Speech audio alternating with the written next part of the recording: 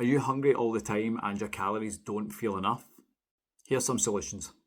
So it'd be really handy to bulk out your meals with stuff like veg, legumes, peas, beans, anything that's going to bulk out that meal and give you more volume of food for not a lot of extra calories is going to be a good thing.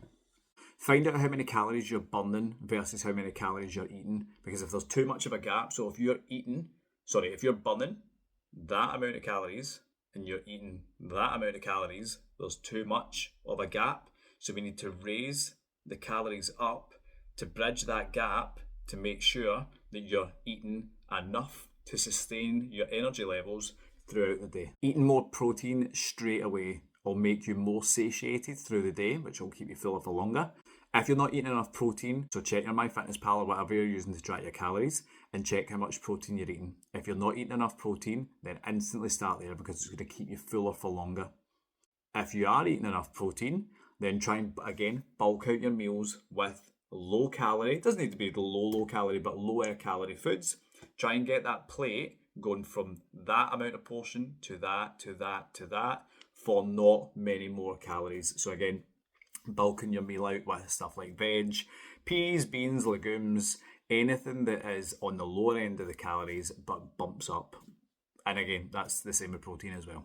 So an example of that would be, imagine you made yourself a salad, but it was just basically like lettuce and peppers and cucumber and tomatoes and stuff.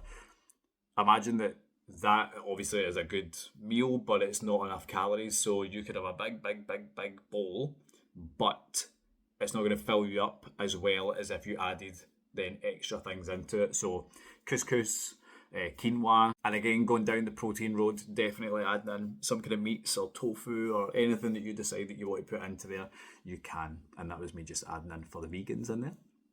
If you've not got any protein in there to start with, then that's the first place I would go to, because again, if you add in chicken, meat, fish, anything like that, instantly you're going to be fuller for longer.